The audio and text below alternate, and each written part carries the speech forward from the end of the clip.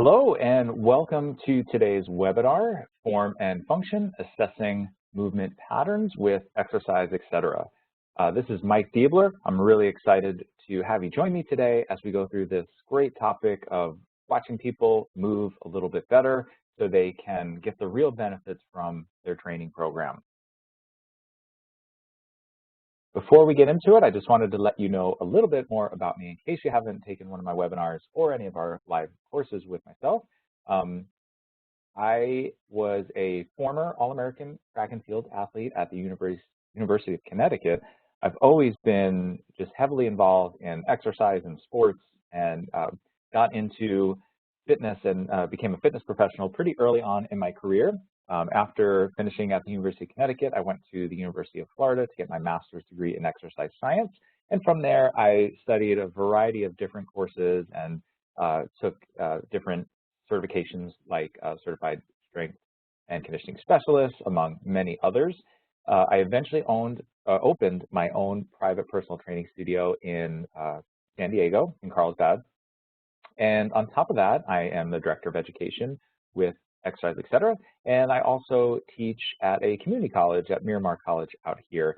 So I love both sides of the work that I do, from owning the studio and being hands-on with my clients, and also the education side where I get to teach others that from personal experience or what I've learned along the way, and really combine the two. And I think it gives me a nice advantage to help others out that I have hands-on experience. I am still working with clients and I still do the things that we are going to be talking about. And these are all practical things. And my number one goal for you to get out of any of my courses is to get those practical ideas. I want to make sure we're talking about things that you can apply right away. We're going to share a few different types of ways to screen and assess. And I'm not here to tell you that one way is the only way to go. What I'm going to try and do is educate you on some of the different programs out there that you can do a little more digging if you want to learn more about certain types of assessments and be able to apply it to your own practice. But by the end, I want you to feel comfortable knowing the importance of all this, how you can start looking at movement, and how you can best serve your client to help them improve some of their movement patterns. Now, before we get into it too far, I want to make sure, in case you have never taken a webinar with us, here's how you're going to get your certificates. So first, you must complete the entire webinar. The system does track, so you won't be able to get your certificate until you finish the entire webinar. Then you're going to log on to our website at www.exerciseetc.com. Click on the Administration tab at the top right corner of the screen, and you will click on the Webinar on Demand certificates. Then you're going to enter or find the exact title of the webinar that you are taking. Some are similar, so please make sure you are doing the exact title that you're doing in order to get the appropriate credits for the course. If you're not sure, you can always check your receipt. Once you select the appropriate course, you're going to take a short 20-question quiz, which is another reason to select the right one, because it will be based off of this lecture, and you want to make sure you have an idea of what the questions are asking.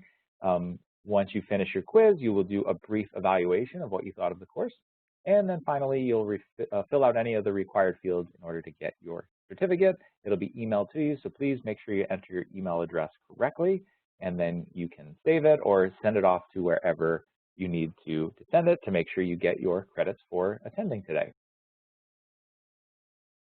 And one other final reminder, that please complete this webinar and print the certificate or save the certificate by December 31st of the same year in which you ordered it. If you do not, there is a chance that the credits will not be accepted.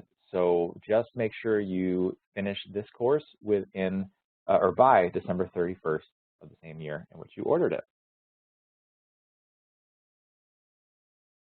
Okay, so let's get into our topic. Now, we have a few objectives. We're going to talk about the importance of remedial exercise and really breaking things down to its most fundamental level so your clients are successful. And that's really the main thing. We don't want to just throw exercises at clients and just expect them to get it and get better. We have to get better at really understanding what type of exercise and even what type of feedback is going to allow them to do an exercise, to challenge them appropriately so that we get the response or the adaptation that we're looking for. A lot of times we think just more is better. If you can't squat, let's just throw more and more squats at you until you get it. And sometimes you get lucky and that might help, but for many people, if we don't understand why they can't do that particular movement in the first place, just more of it isn't necessarily going to help them at all. So I want to have a good understanding of that concept. I want to make sure that you have an idea how to screen, assess, and test 4 different things. Now, like I mentioned, we're going to cover quite a few different procedures you can go through. And I just want to make the point, you don't necessarily have to do all of these. Every client's going to be different. I just want you to understand some of the options out there so you know, hey, am I even considering this for my client, right? What may or may not be appropriate. So it always comes down to, you really need to understand, one, what's the goal of the client and what is the best way for me to get them there, right? That's why they hired you in the first place. So if I can understand, well, how do I determine their baseline? And that's really what we're talking about today, is figure out where you are right now. And we're going to do it in a variety of different ways. Once I understand where you are right now, now my next step is, well, where do you want to go? And that's where the client's going to have to give us some information so we know exactly where they want to go. So if I know where they are now and where they want to go, my job is to show them, here's the best way, in my opinion, that will get you to that end goal.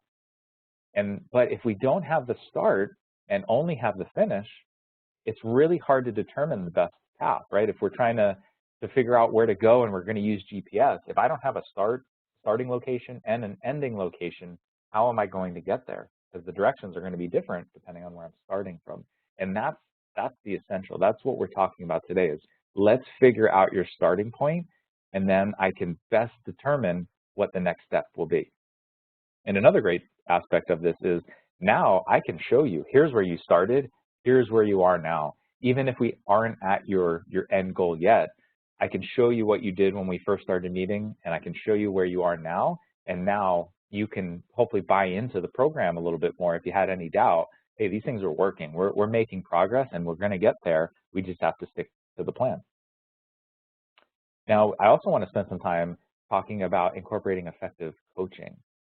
And this might seem like a no-brainer, but it is very difficult. Now, think how many times you work with a client and you're explaining something, and whatever you explained or demonstrated, they try it and it looks nothing like what you did. And then you try and correct something and they just don't understand what you're saying. Sometimes the type of coaching or type of feedback that we're trying to provide is not the most effective for that particular client. This is kind of where the art of coaching comes into play, and we really need to match the appropriate cueing with each client that's going to maximize their results. And once you really get a good understanding of this, it's amazing which just simple changing the type of instruction you give or changing the drill slightly, all of a sudden that the form just magically gets better. And this is what we want really to happen with our coaching. We want to set a client up, give minimal feedback, and let them have an experience and get better. The problem we run into is we tend to over-cue, we over-coach. We're trying to nitpick every little thing until it looks perfect. And this is going to be frustrating for both us, because if we're always expecting perfection, we're not going to be happy with the result. And it's going to be frustrating for the client because they're going to feel like they're just not getting it and they're not seeing any improvements there. So we want to talk about how do we explain and how do we coach effectively so they can have that response and that good experience. And then I want to make sure we talk about, okay, all this testing and assessing is great, but how do I add this into the program, right? I only have so much time to work with somebody. So what are ways that we can talk about adding some exercises that I think will help this person the most? So I'll have a couple options for you to go through that.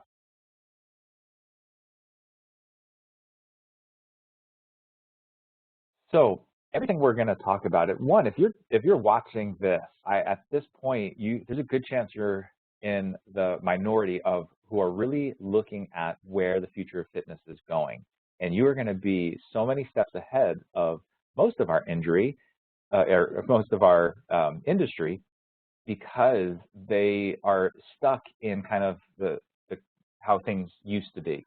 And we saw that just influx of intensity, where everything became about how hard can you train and wearing a badge of honor that I can get through these workouts and I can survive and push myself into the brink. And I'm not saying all of this is bad. It's just knowing, well, when is that type of training appropriate? And most people were just diving headfirst into this and not really taking the time to discover if this was the best approach for that person, because intensity is not great for everybody. And I think many of the clients that we are seeing come out and ask for our services, like the older populations and baby boomers, they're kind of over all that. They've been through that whole process and saw it didn't really give the results that they were looking for, and they walked away with a lot of injuries. And that's not where they're at right now. And we want to make sure that we're providing a service that's focusing on integrity versus intensity. And what I mean is, they're desperate to learn for new skills. They are kind of over the workouts that, it's about how fast can you finish this, or how much weight can you lift, or whatever it might be. Now, sure, there's some people that still enjoy that, and I don't want to say that it's bad. It's just knowing, is that the best approach for everyone? And I think many people are starting to realize, I work out for a particular reason. I'm not working out to get better at the workout. I'm working out because I want the benefits of that workout. I want it to lower my risk for heart disease. I want to see my blood lipid profile improve. I want my joints to hurt less. I want to be able to play with the grandkids. I want to be independent and do all the things that I want to do. That's more of the needs that we're hearing and the goals, versus I just want to do this super hard workout, be sore for days, I can't get up, can't sit down, can't go upstairs, whatever it might be, right? So they want to learn a skill. They want to improve movement. They want to feel better. They may still want to look better and lose weight and all of those things, but they're shifting their priorities a little bit. They want to feel good, not just feel sore. And that's really where I think we're starting to see the future of fitness going, and where we need to be focusing our efforts. And when we look at a lot of how previous programming has really gone, and it's really contributed to a lot of the problems that we are facing today, whether it's joint replacements and arthritis, joint degeneration, whatever it might be. Now, I'm not going to say that we are going to prevent 100% of all issues from occurring. Sometimes they happen, and there's only so much we can do. But I want to make sure anything that I am doing with a client, and for myself for that matter, is not increasing the risk of these things. So I often tell the story of my father, who really taught me everything I knew when I first got started in working out and lifting weights and things like that. He was kind of your typical bodybuilder in the gym, doing body split training, and really just pushing himself super hard. He was very dedicated, and it showed. He had very big muscles, very impressive, low body fat. He looked like a bodybuilder. So it, on the outside, looked like he was doing exactly what you should be doing if you're looking for that type of physique. But you fast forward to now, when he's in his 70s, and the amount of surgeries that he's gone through with his knees, his shoulders, his back, multiple surgeries on each of those joints, and just having him get around the house and up and down stairs and to the floor and things like that, it's very painful and hard for him to do. He can't lift his arms over his head. So he has a lot of issues. Now, I'm not going to say that every single one of them was a result of his training, but I have to believe many of them were, because he pushed himself so hard, and he just trained the body until it could do it anymore. And he loved it. And I don't know if he would trade that in or not. I think he would question it for sure, that he could have done some things differently that would leave him in a better position now. And that's really where we want to educate our clients, is knowing that is the workout. We all know exercise is great, but for many, it's actually contributing to your dysfunctions. is contributing to pain. And people have a hard time dealing with that, right? You might work with runners, for example, who tend to be a little stubborn, and they get out there and they run and their knee is bugging them, and we might recommend we need to take a break from running, and they'll do anything else, but they won't do that. And now it's every single time they go out for a run, it's actually causing more and more issues because now they're changing their gait cycle. Now they're compensating. Now they're doing things that they shouldn't be doing to avoid that pain, and now their hips bugging them, and now all these other things. When if they just took a little bit of a break, we worked on some things, we could get back to running and see some improvements there. But this is a hard pill for many to swallow, and we need to do the best we can to show them, hey, if we take this path, you will get back there. I'm not saying you can never do something again, but if we don't at least look at some things that might be limiting you, you're just going to be stuck in the same situation. You're going to be dealing with the same injuries, and we're just going to be that hamster on the wheel spinning until we finally just get off and decide to make a change. So hopefully by the end of this, you'll have some good ideas on how you can do that with your clients and show them that what the best potential path for them might be.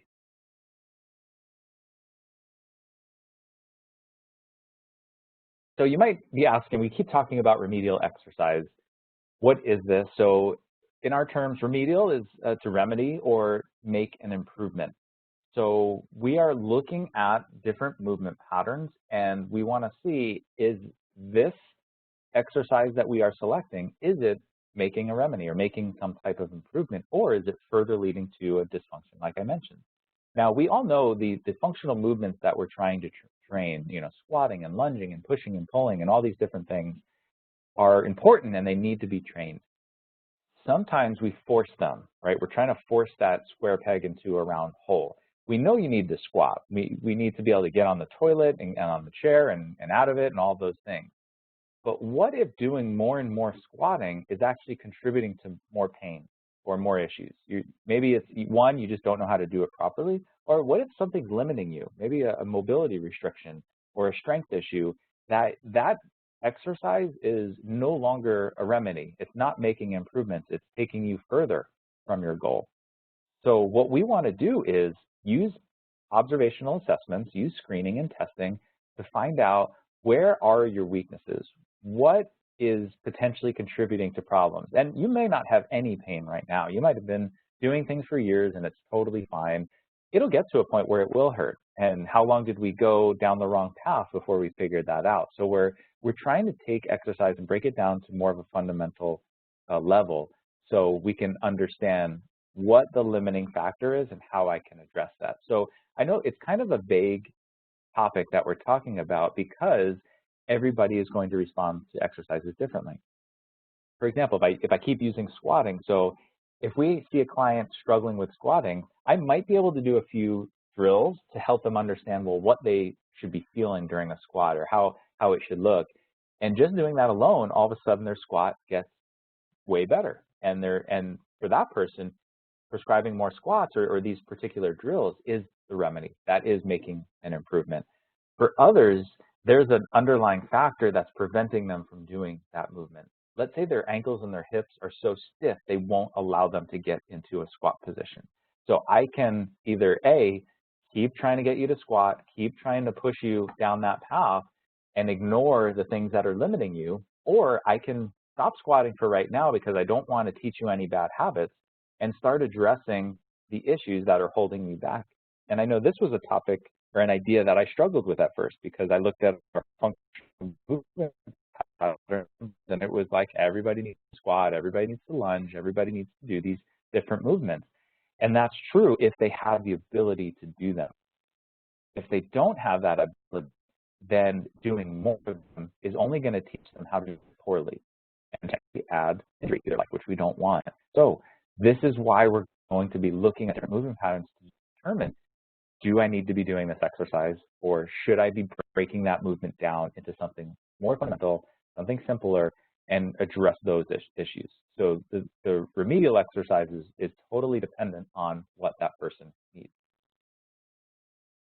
So depending on where they are or what their situation is, you may do more or less of this, right? So we screen, maybe they have an injury and they were overcoming it, and we're trying to get them back to where they were after they've done their therapy or whatever it might be. Or maybe I'm doing this to prevent injury and that's a lot of times what I'm hoping for. So it kind of depends. The exercises may be exactly the same, but we always just want to keep in mind, I don't want you to get hurt if you're not hurt right now. Now, some of the specific things that we're going to look at, we have to look at mobility, right? Like I said, if the joints just don't move, then that's where we start. We have to get the joints moving better. Now, I'm not saying you're going to get everybody doing splits and have the most mobile joints in the world, but we need to make improvements. We need to at least match what they need to be able to do. So it's okay if they can't do a full range of motion squat where their butt's all the way to the floor, unless they need to get there. If that's what the position they have to get in, then I'm going to do everything possible to get them there. But I know, well, you have to get on the toilet, you have to get on this chair. I need to make sure you have that ability. Otherwise, every time you do it, you're either just falling over and you're just going to catch yourself on the chair, or you're going to do something weird and compensate in order to get into that position. We need to look at joint stability. So maybe the joints move pretty well, but you just don't have good control of those joints. So we need to have that strength, endurance, and control in order to allow the movements to happen the way that they should. Right? We might do just some simple activation drills where we're trying to teach them, these are the muscles that you should be feeling when you squat, when you do this.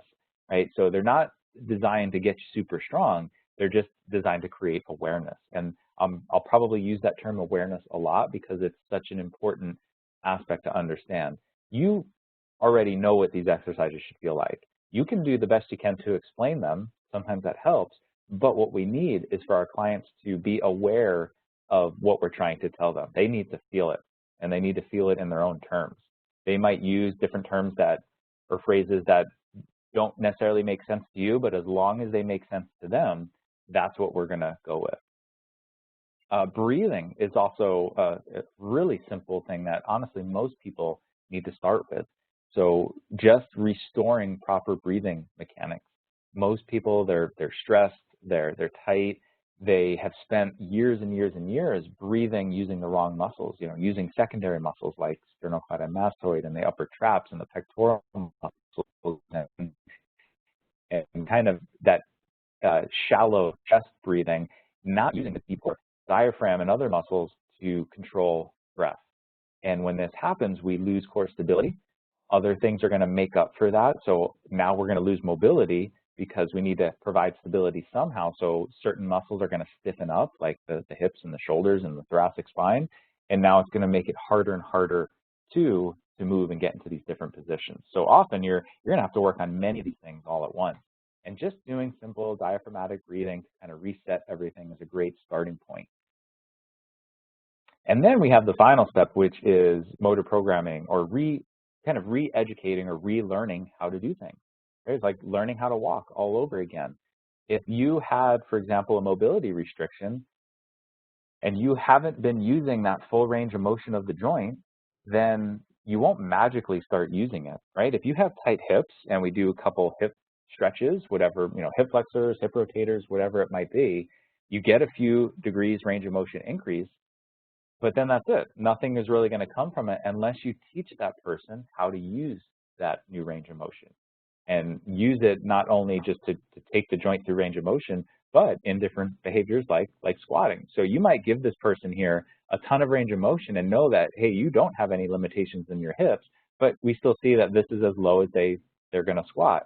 It's because they have no idea what it feels like to go any lower. It might have been decades since they've gone any lower. So their brain is not familiar anymore with that position. So there's no reason that your brain and your body is all of a sudden going to get to that position. You have to re-educate the body how to work in order to get there. So that's a lot of our remedial drills, is kind of reprogramming the body, again, breaking it down to a fundamental level and teaching them, hey, you're in this position, you're okay here. You just, sometimes it's just getting into a position and breathing and get comfortable there, right?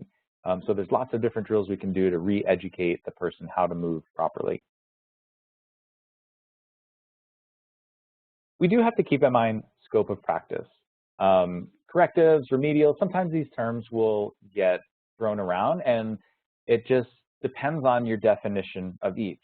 If a corrective exercise is something more defined as clinical in nature, maybe including soft tissue work, manual joint manipulation, then you just need to know, is that something that falls within your scope of practice? So if you're a fitness professional, hands-on, joint manipulation, anything like that is not something that you may be qualified to do. So that's why we're choosing to use the word remedial. It's more preventative. We are working on improving dysfunction before a problem even arises. Sure, some of the exercises would be identical, but we are sticking to what is with our scope of practice. So we're not diagnosing, we're just looking at different movement, we're testing different performance measures and understanding, hey, there's a limitation here. I'm going to explore a little bit deeper within my scope of practice and then apply the appropriate recommendation. So if you are a therapist, that might be some type of soft tissue work. That might be some manual manipulation. If you're a fitness professional, this could be foam rolling exercises, some ENF stretching, some activation drills, right? So anything we can do in order to prevent further dysfunction from occurring and prevent any unneeded injuries from potentially happening.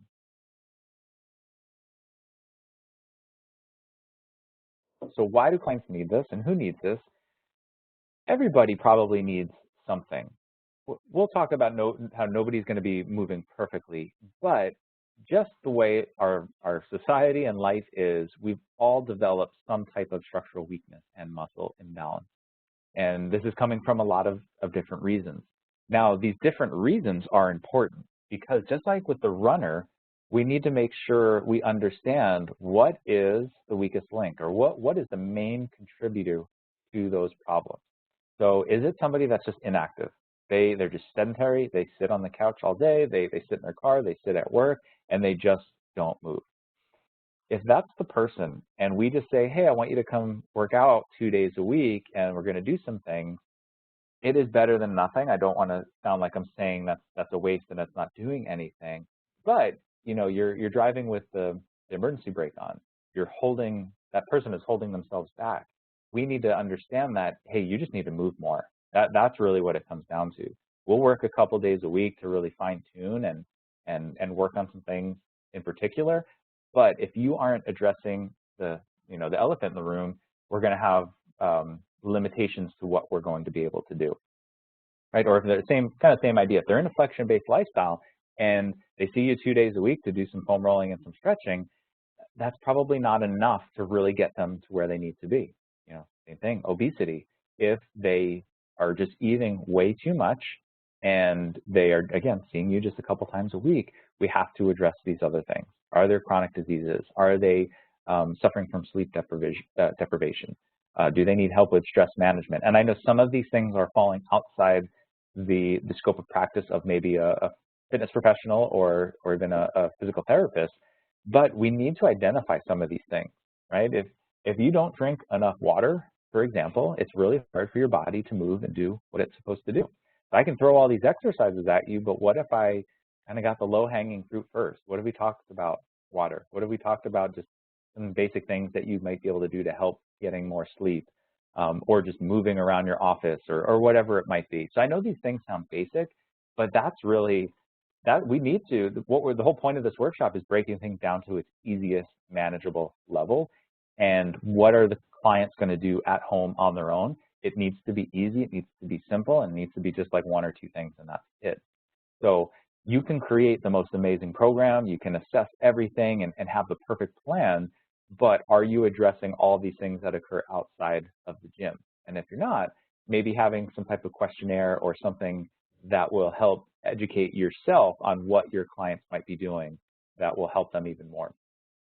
All right, so that's this whole idea of the active couch potato, where they sit all day, they're inactive, but they hit the gym a couple days a week, right? It's great. Again, we want to make sure they're moving in some form, and that might be a great first step, but we have to educate them on, well, you know, for the other 23 hours a day, what are you doing? You need to be eating right, you need to be sleeping, and you need to be moving.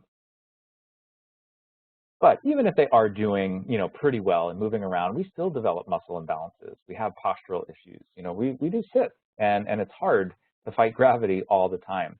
We have previous injuries that might lead to dysfunctional movement patterns, where maybe we sprained our ankle a bunch of times when we were younger and we never did any therapy, and we're still kind of dealing with some of the issues there, but we just kind of compensate, and the body's really great at compensating, and it'll get the work done. It just may not do it in the best manner. So we just keep moving, keep creating more and more compensation. But these result in discomfort and pain eventually. They hinder your performance and potentially lead to injuries.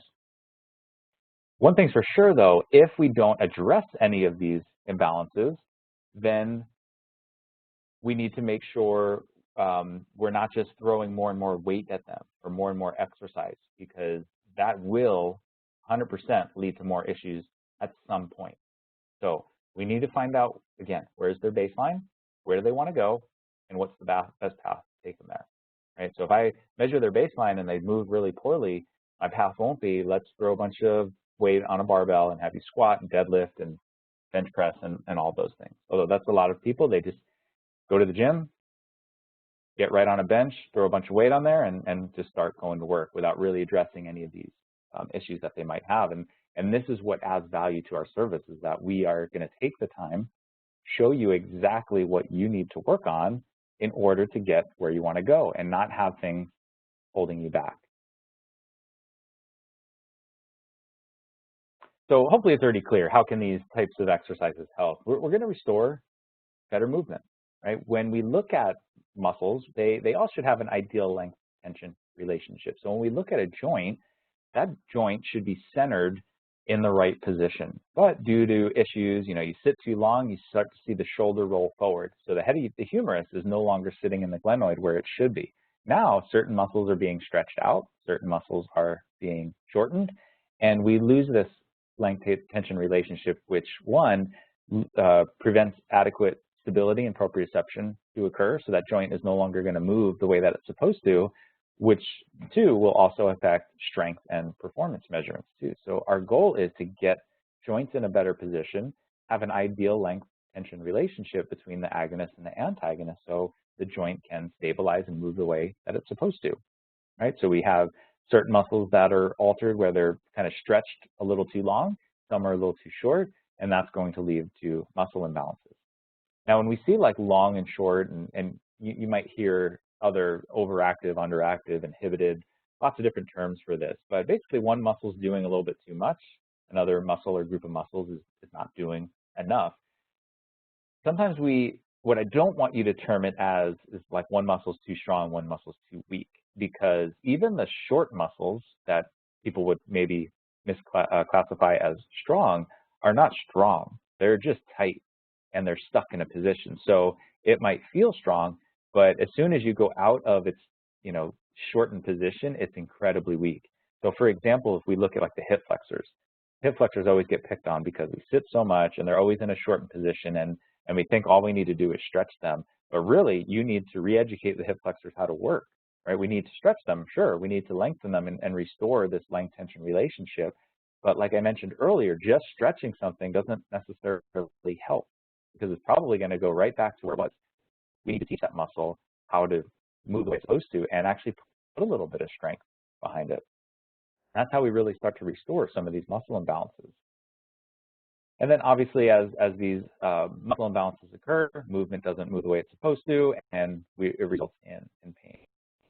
And in extreme cases, even some joint degeneration, because again, if the joint's not in its ideal position, it's not centered in that capsule, it's going to start pushing and pulling on things that it probably shouldn't.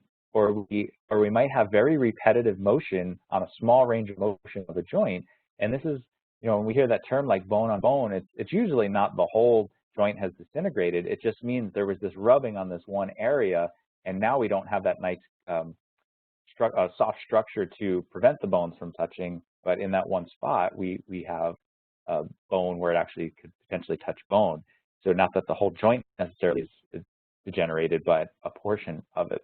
But either way, we know if that joint's not in a good position and it's not moving through full range of motion like it's supposed to, it is going to wear on some of those static tissues that don't have the capacity to tighten. They're not like muscles. When we look at the ligaments and other connective tissue, they're just providing structure. So when the muscles pull the joint in a position, now they're just stuck there, and they're going to do the best they can, but often leads to that joint breaking down.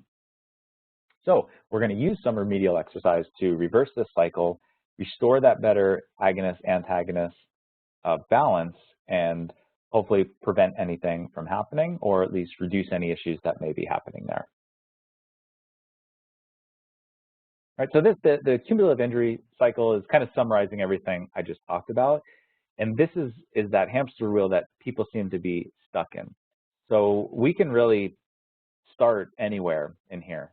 So let's say, for example, if I start at pain and inflammation, let's just say you did something and hurt yourself. You twisted your ankle, maybe you lifted something a little funny and your back spasmed, whatever it might be. So you damage tissue and now you experience pain because your brain is telling you, stay away from this area. We need to heal it, so don't do anymore. So the body's always trying to get away from pain.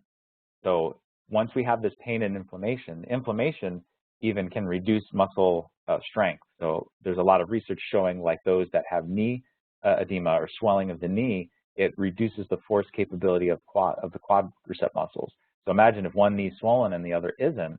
The swollen side, that quad can't fire, it can't do everything it's supposed to do. So you're probably going to rely on something else to do the work for you. That is what's going to lead to a muscle imbalance. So now we have one area doing a little bit too much, another area not doing enough. We do that often enough, now we've created a new behavior, right? So now we've had, or now we're impairing movement. Maybe we're limping or we're changing our posture because we want to get out of pain. And now we have certain muscles that are tight and certain muscles that are a little stretched out, and it impairs that movement. We do this long enough, that results in faulty motor learning. So now you walk with a limp, and even though the pain might be gone, you've just picked up a new habit. Now you squat a little bit differently, or you lunge a little bit differently, or you just walk a little bit differently. So this is going to lead to altered joint forces. So now we're doing things we shouldn't be doing. It's going to affect proprioception. So now we have an imbalance of, so certain joints that are supposed to be mobile aren't as mobile anymore. And now they can't communicate with the rest of the body. So we lose a lot of proprioception. Now the joints are moving, or maybe even are not moving enough, and they're not doing what they're supposed to do. So like I talked about, now that joint is getting excess wear and tear, which is going to lead to some degradation. Then when the joint breaks down, it hurts. Now we have pain and inflammation, which leads to muscle imbalances, which leads to impaired movement and posture. You can see we get stuck in this cycle.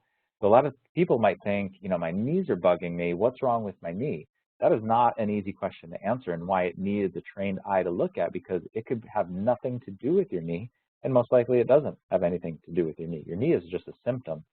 The cause is coming from something else that started the cycle potentially years ago, right? So I just at least want you aware of this cycle and see why this is so important, that we kind of break this cycle and not start pointing our fingers at pain and inflammation when something hurts. You know, and this is why, you know, taking an ibuprofen or anti-inflammatory may not be the best option, because all you're doing is hiding that pain, but we never addressed why the pain was there in the first place.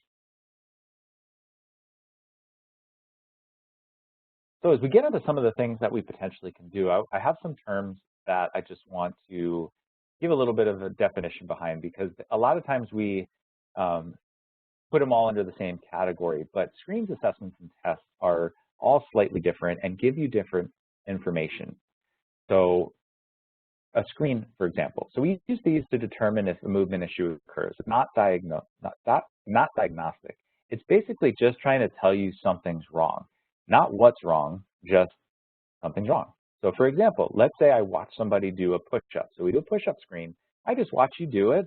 And let's just say when you push up off the ground, your hips sag and your arms come up first and then your hips follow.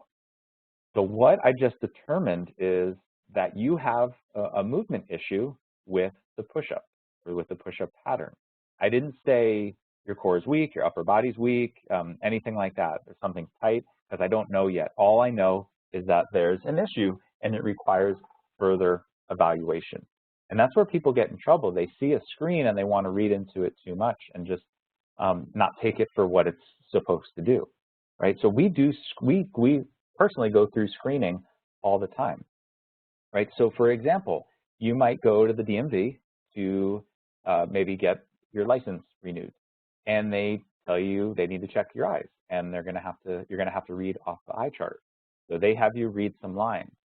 Now, all they just did was a basic screen to determine, is vision an issue? So if you could not read anything, what they're saying is, well, one, you're probably not safe to drive without corrective eyewear, but they're just saying something else needs to have to be done. They're not telling you you have 20/20 vision or any variation of that. All they're saying is there's an issue, right? You go to the doctor and you get your blood pressure taken. Let's say it's normal, 120/80. They're not going to go down that path anymore. What they're saying is that doesn't seem to be an issue with you. Let's do our other screens and assessments and tests and see if anything else is an issue. Or if it's a little high, they don't automatically make a diagnosis. They're going to do further testing to see, well, why is your blood pressure high? It could be as simple as, the white coat syndrome. Let me let you rest, sit down for a little bit, and let's take it again. And hey, you know what? It's all better. So wasn't that a better option versus immediately prescribing some medication to get your blood pressure under control, right? So that's how we want to think of this. I just want to watch you move, and I'm going to see if I need to explore deeper or not. So if I have somebody go through a movement screen and watch all these different movements, and they move great, my work is a lot easier. Everything looks awesome. Now we can start training and doing some exercises and maybe loading some of these patterns. But if I see a few issues, now I know, all right, I'm going to have to address some of these and explore a little bit deeper. Now, you may use an assessment to explore a little bit further. So this is used to determine why there is a specific issue or limitation. Now, there's lots of different assessments out there. Some may be kind of more on the medical side, but there are a lot on the fitness side as well. So we're going to go through a few examples, and it might just be looking at joint range of motion. Just having them do a few different assessments to see, hey, you know what? We watched your squat, and in our screen, I saw that it was not ideal. Then we did a few assessments, and I can see, you know what, there's some mobility restrictions. So now I know what the next step is. And then we finally have tests. Tests are used to compare individuals to others, potentially in an age group, gender, or some other type of category. So sometimes these are looking at performance tests, but now we're putting a specific number behind something. So if I go back to our push-up, maybe we're going to do a 1-minute push-up endurance test. So now I'm saying, okay, you did 5 or you did 50. Now I can put you in a category and say, hey, this is deficient, and we need to make sure that we're building your endurance here. Or, hey, you just did 60 push-ups in a minute. That's pretty awesome. This isn't an area that I think we can make the most impact. Let's see if there's any other areas that we can address that might be your weakest link. So just want to make sure we explain those different terms that we often hear used interchangeably, even though they might not. So if we're going to start with screening, we want to make sure we understand fundamental movements that we might want to look at. So I've mentioned these before. So things like squatting and lunging and hip hinging or deadlifting, pushing, pulling, rotating, gait patterns. All of these are good to start with. Now, we'll go over a couple different types of screens out there that you may want to look more into. But if you at least watch these different movements, you should know, do they look pretty good and pretty straightforward, or do I need to examine a little bit further? For different populations, now everybody needs to move and do these basic movement patterns, whether you're young, old, an athlete, general population. But as we get into more specific populations, there might be different assessments and tests that we want to add on top of this to make sure that they're maintaining their function or whatever ability that they're trying to do, right?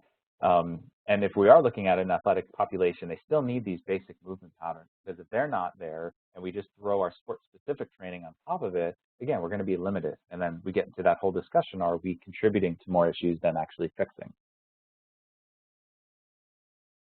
Here's an important a point that I want to bring up, this idea of perfection. So we have a quote from Voltaire here: "Don't let perfection be the enemy of good." We can get caught up in overanalyzing, right? You might watch somebody post something online and you just see the comments list on how everything they did was wrong, even though really it looked like a pretty good exercise. So we just want to make sure, are we going down the wrong path? If you watch somebody move and you analyze every single joint, you are 100% going to find issues. What we want to focus on are these issues leading to significant movement impairments or dysfunctions, something that is going to likely lead to an injury if we don't do something about it. if you see these small little things, and again, this is where a trained eye is going to come in and make sure we understand, is this a significant issue, or am I just chasing perfection there? So we just want them to be acceptable. We want them to be a B student, right? They don't have to be perfect in everything. We just want them to move pretty well, so we feel comfortable performing certain exercises and potentially adding load and multiple repetitions to it. And we want to remember our number one goal is to protect our clients. So if we understand where their baseline is and all of a sudden give them something that they're not capable of doing, are we really looking out for their best interest? And sometimes we have to remind our clients that our job is to protect them from themselves as well. Sometimes they want to do exercises that they're really not ready for. So we need a good system in place so we can determine who should be doing what exercise. For example, if I look at somebody's shoulder mobility and see that it's limited, do I want them to do a barbell overhead press, or is it going to look something like we see here in this picture, right? Is this going to contribute to dysfunction and pain? Most likely. So we just want to keep that in mind, that as a fitness professional, you may not have a Hippocratic oath, but we do want to kind of make that oath amongst ourselves that we're going to keep our clients' best interest a priority and really determine, is this exercise I'm selecting within that best interest? Am I just doing it because it looked cool and I saw it online, or is it helping them with a specific problem or weakness that they might be having? Right, so you have to really look at your program and see, is this improving a movement? Is it strengthening them in the appropriate way? Or is it potentially contributing to certain compensations? And again, like telling that runner not to run, this can be a struggle sometimes. So you have to do the best you can to educate, why are we doing this in the first place, so they don't just think you're eliminating all the exercises that potentially maybe they'd love to do. So I at least wanted to give a very brief overview of some of the different movement screens out there. Now, it's not within this webinar to teach you how to do any of these. I just want you to see, hey, there's options out there on how to do specific movement screens.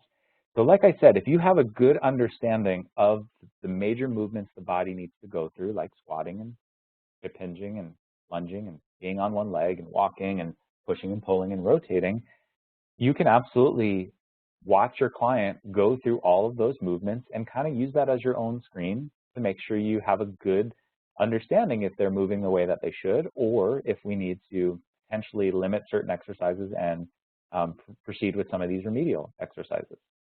So we can start with something like the functional movement screen. This has been around for by far the longest and has a lot of research behind it. So what the FMS does is look at 7 different movement patterns to really look at your baseline of movement competency. So again, it's not looking for perfection. It's looking that you hit a few minimums in order to say, hey, it's safe to do some of these exercises, or maybe we need to look a little bit deeper and assess some different things here. So there's 7 movements you see here in front of you. So we have 3 functional patterns, which is the deep squat, the hurdle step, and the inline lunge. So just think, when you're upright, those are basically the 3 foot positions that you're going to get around in. So you either have a symmetrical stance, like in a squat, you're on one leg, like you're stepping over a hurdle, or you're in a split stance with one leg in front of the other, like in a lunge. So it's going to look at how you move and score you based certain criteria there.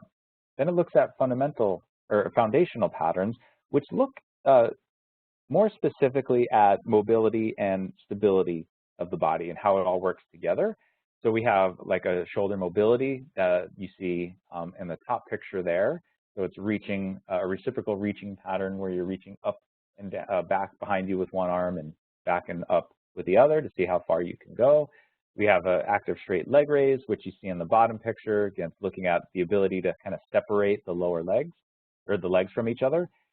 There's a trunk stability push-up, which is looking at more of a high threshold core stability task. And then there's a rotary stability, which is looking at a more low threshold stability task. So putting these together, it gives you an idea of what potentially might be an issue for that client. But you can see it's kind of looking at the big functional movement patterns that the body is going to have to go through. All right, so Get Great Cook is the one who came up with a functional movement screen with Lee Burton. And You can check out functionalmovement.com if this sounds like something you want to look into more. They do have a certification that you can go through to learn how to screen and then what to do with the findings. But it is a great screening tool looking at those 7 fundamental movement patterns. It's designed for people who are not in pain, although sometimes you may find pain in there, but that is an opportunity to refer out to get a further diagnosis or evaluation. So it's not looking to diagnose pain, it's just looking at, do you have the ability to get into certain positions or do you not? It's a great pre-exercise screen that identifies maybe somebody that shouldn't be doing certain things. If we see that there's compensations and dysfunctional movement patterns and they want to jump in a boot camp class, this might be a concern and that we might have to work with them individually to help correct some of these problems. If we see any limitations, absolutely it can affect performance, whether that's a sports performance or just functional tasks that they might be doing. But when we improve these, we can actually reduce some potential issues from coming up. So like we said, it's setting a bar. It's basically saying, here's the line in the sand. Are you on this side or that side? Again, it's not saying this muscle's tight, that muscle's tight. It's just looking at, you can do it or you can't. And that's the line we want to draw for our initial screening. And then we can go deeper. But this is basically just taking your blood pressure and saying, I don't need to look any further. Everything looks great. Or, you know what, I see some issues and we're going to have to explore a little bit more here. All right, and again, here are the seven patterns, just kind of like I mentioned already, what they're looking at. The squat is looking at a bilateral symmetrical stance, looking at how you coordinate your upper and lower body together. The hurdle steps, looking at your ability to go from 2 feet on the ground to 1 foot on the ground. The inline lunge is looking at your body's ability to decelerate and lower yourself down and push yourself back up. Then looking at your shoulder mobility, like I mentioned, that reciprocal reaching pattern, and your leg raise, that lower body reciprocal reaching pattern, and looking at the push-up, it's looking at an anti-extension core control and stability, like I mentioned, the low threshold. So basically looking at all the different aspects of human movement and how we can look at it at a fairly simple level and see, hey, if I put you in a position and you can't do it, I'm going to see some compensations come up, and I'm just going to determine if it's at an acceptable level or if it's not. And it's not looking for perfect movement, it's just looking for acceptable movement. But that's one. It has been around the longest and it's done the most research. So again, go to functionalmovement.com and you can learn more about the screens and kind of how their whole system works. But you do have other options as well. So many of you might be certified through ACE. And now, depending on when you have gotten certified, when I first got certified many, many years ago, I don't want to say how long ago it was, but they didn't have something like this as thorough as a movement screen. And since then, they have added. So it's similar, but they're looking at a few different things. They want to, again, break movement down to a pretty fundamental level. And again, just see what type of issues you might find. So they're looking at movements and patterns that are essential for activities of daily living. They have a bend and lift pattern, which is kind of like you're bending down to pick something up, almost like a deadlift. They have a single leg stance, which does look very similar to the hurdle step in the FMS. And they have a shoulder stability, which we see here, the picture on the right, being in that high plank or push-up position and just evaluating how stable the shoulders can maintain that position, and a shoulder mobility, and we see the thoracic spine mobility screen here, seated, and just seeing, can we hit minimum standards in terms of rotation. So again, ACE is another very valuable resource that you can learn more about. So if you're already certified, you can check out this screen, how to perform it, how to interpret the results by going to ACE's website.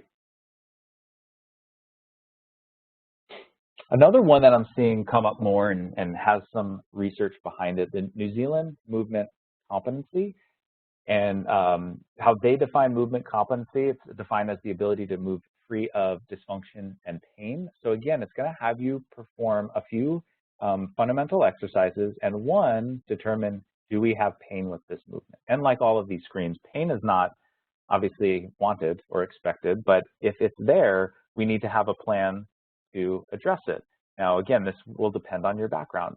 If you can diagnose and work with pain, then you can proceed with other testing. If you're a fitness professional and that's not something within your scope of practice, we're just using this to see, hey, if you do a squat pattern and it hurts, I'm not going to go do squats with you, right? Because what are the chances that all of a sudden it gets better? I want to first figure out, well, why hurt you in the first place? And then once we have a good diagnosis, now I can intervene with whatever is appropriate for my education. So here we see the different patterns that they're going through. It's made up of 5 patterns. There's a squat pattern, there's a lunge and a twist. That's the picture on the right that you see here. There's a bend and a pull, which is kind of like a hip hinge and a bent over. I was kind of combining 2 patterns there. There's a push-up pattern, and there's a single leg squat, which is the picture on the left. So I'm not going into all the details of these. It would take too long to explain all of that criteria. And if you want to learn more, these all have different programs out there that you can explore and learn more about. But this is the New Zealand movement competency. Like I said, there is research showing its validity and accuracy for measuring different human movement patterns. And then finally, there's the movement efficiency test. This is looking at 7 different movements and paying attention to any compensations that come up with each one. So there's a squat, which we see here. It is an overhead squat pattern. There's a squat with a heel lift where your heels are elevated. There again is a single leg squat. There is a push-up. They go through a series of different shoulder movements that you see here, like internal and external rotation. And then they go through trunk movements, trunk and spine movements, so looking at rotation and lateral flexion. And then they have cervical movements, making sure the cervical spine is moving appropriately with no pain or compensation. So as we're going through each of these different types of screens, you see there's a lot of similarities because human movement, and each organization has their own unique way to kind of evaluate each of these movement patterns.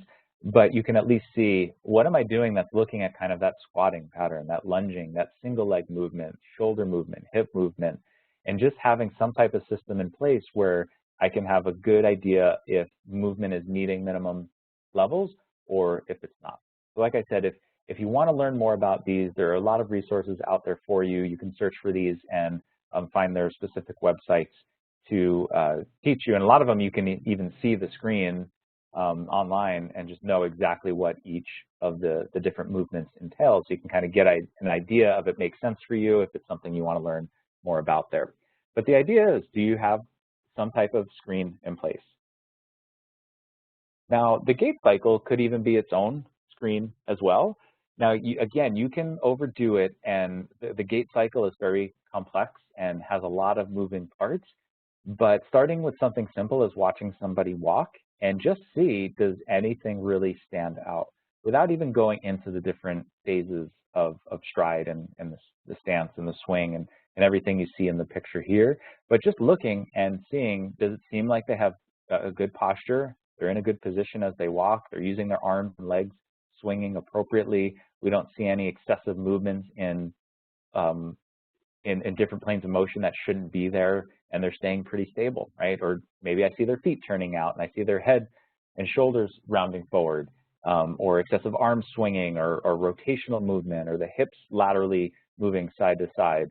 So again, just using some type of simple screen to just see, hey, everything looks great. I don't think we need to really address anything here, or no, you know what, I see some issues and I think we're going to have to address it a little bit further. So again, just observational gait analysis. So there are obviously experts out there that will go into much more detail on how to evaluate somebody's running and walking mechanics. But again, a screen is not trying to diagnose anything. It's just trying to see, is there anything out of the ordinary, right? So we're just looking, is there a weight transfer from the heel to the ball of the foot and then to the toes? Are they doing full range of motion of the ankle, or do we see that the toe or the heel lifting early and the knee bending because they don't have good ankle range of motion? So the foot does not lift until the big toe of the opposite foot has made contact with the ground. We see them going on one leg versus shuffling their feet. We see the pelvis is square, the spine is neutral, head is level, the toes are pointing forward. We see the swing foot lands forward of the stance, or like I said, are they shuffling and kind of going side to side? Are the elbows bent? Are they, depending on how they're walking, but are they using that arm swing to create momentum and balance between the upper and lower body? Are they breathing? Are they holding their breath? Are they engaging their core too much for just simple walking? So just basic things that you can look at and kind of have your checklist that, hey, looks pretty good, let's move on to something else, or I saw some things that I think we need to look a little bit deeper with. Right, and here's just an example of what your checklist may look like. So, the foot contact, is it heel to toe? Do we see the foot, the drop foot or the flat foot? Not good control, kind of loud when they walk. Are they going toe to heel, toe to toe? Are they kind of walking on their toes versus heel to toe? Their stance, is it normal, wide, narrow? And again, you can go through all of these, but it's just kind of giving you a quick little checklist of all the different areas that you'll want to pay attention to. And again, not looking for perfection, but just seeing, is something not right in each of these, and do I need to explore a little further? Okay, so those are all just basic screens, right? So remember, the point was just to watch them move. You don't want to give them a whole lot of feedback. Just make sure they understand how to do those movements, and then just watch them do it and see what their version of a squat looks like, or a push-up, or whatever it might be. Now, like I said, if everything looked great, then you probably don't have to spend a whole lot of time looking at some of these different assessments that we're going through. If they did have some issues, now you're going to want to spend some time finding out, well, why did they do that when they squat? Why do they do that when they lunge, or whatever it might be? And it could be one thing, it could be a combination of things. So we're going to look, is there a deficiency in mobility or stability? They can't control a joint properly. Do they have any deficiencies in functional tasks? So here are just a few assessments that we might include. And you can see some of these are in movement screens often, but we might just take it a little bit further to maybe look a little bit deeper to see if they're hitting minimum guidelines here. For example, I might do an ankle dorsiflexion assessment. So I want to know, hey, is the reason you're squatting isn't the way it is supposed to look, or you're walking with your toes turned out, I just want to check ankle mobility off the list. So what I might have you do is, let's see if you have adequate dorsiflexion. So we're trying to see, do you have about 40 degrees of closed chain dorsiflexion? Closed chain meaning my foot's going to stay on the ground and my knee is going to move, or my tibia is going to move past the ankle. Now, you can use a goniometer and measure that exact angle. There's apps on your phone now that'll do that, but this is a quick little simple test that assessment we can look at to see if you're meeting this minimum. So to hit about 40 degrees, you should be able to touch your knee to a wall with your toe 5 inches away from that wall. So if you put a piece of tape on the ground 5 inches away from the wall, they line their toe up, they should be able to move their knee forward without their heel coming off the ground and without their knee collapsing in. So we do have to make sure that that knee goes straight forward or even slightly laterally in order to keep the ankle in a good position. So if they can hit the knee to the wall, then I know they've met that criteria for at least 40 degrees of dorsiflexion. And I know, hey, the ankle's cleared. That's not the reason that mobility is not restricting whatever issue we might have seen with their movement. All right, and we test both sides just to make sure that they're hitting those minimum levels there. You can do this test from a kneeling position as well, and the same guidelines follow. Maybe we want to look at the hips, and this is just one. There's a lot of different assessments that you can go through, but these are just simple things to look at. So here we're looking at active hip flexion. So maybe your hip mobility is holding you back on your hip hinge or deadlifting or whatever it might be. So what we'll have you do is just lay on your back and maintaining a neutral pelvic position and spine position, we have you lift your leg as high as you can without bending your knee and without the bottom leg moving at all. So we should see roughly 70 degrees of hip flexion. So 90 is great if you get that leg straight up, but we're just trying to hit some minimums here to make sure we've cleared that, which would be about 70 degrees, which is pretty much what we see in this picture here. Now, the main thing with this one is it's very easy to achieve. One, if you bend your knee at all of a sudden it's going to make it a lot easier to get to 70 degrees or more. If you bend either leg, if you bend the bottom leg, it becomes an issue as well. And if you lose that core position or pelvic position, that will influence this as well. And it could influence it either better or worse. So if you flatten your back or actually go into lumbar flexion, this will give you a false positive where you'll actually get more range of motion than you actually have. You're not doing hip flexion anymore, you're doing lumbar flexion. If you arch your back like you're in an anterior pelvic tilt, well, that already puts strain on your hamstring, so it's going to limit your range of motion. So now you might actually be totally fine with your range of motion of the posterior chain, but because you altered your hip position, it's not going to allow you to get through full range of motion. So I bring that up because you have to be careful, because sometimes if you're not paying attention to the setup, it will alter the results that you get with the movement. All right, we saw this with in the ACE movement screen. They had a T-spine rotation screen there as well. Here we're just looking a little bit deeper to see what are we going to be specifically looking at.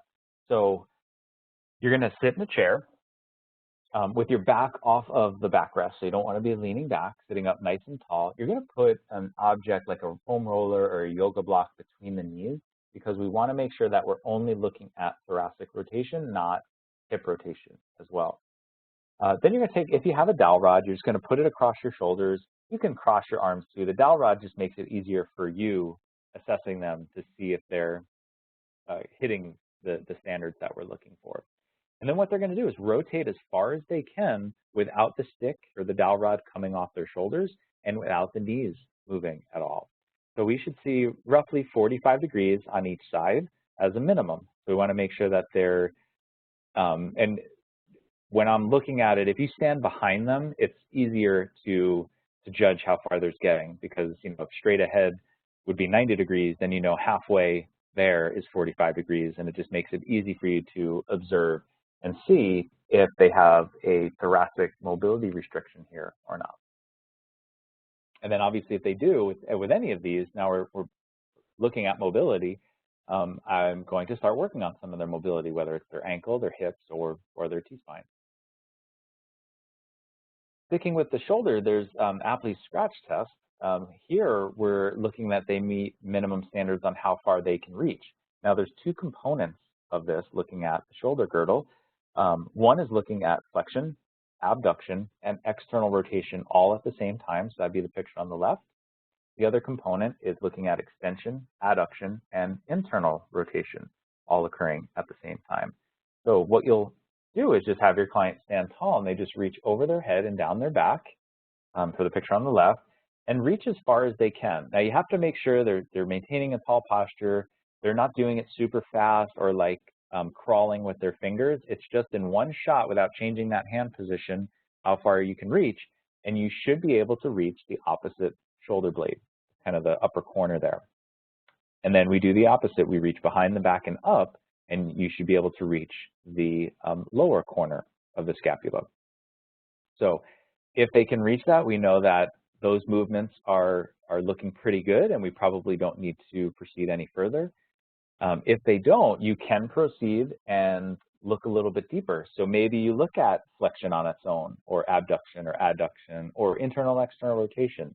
So we're trying to start with the big movements to see, is it even necessary to look at some of these joint specific movements, because you absolutely could, well, let me look at your ankle, let me look at your knee, let me look at your hip, let me look at this, let me look at that.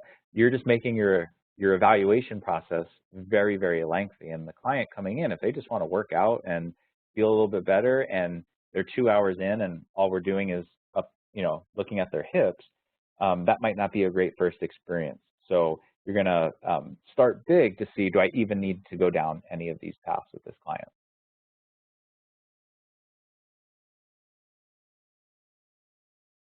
This is a little different. So now we're looking more at endurance. So we looked at the different joints, and obviously we didn't look at all of them, but kind of the big ones that tend to be restrictive.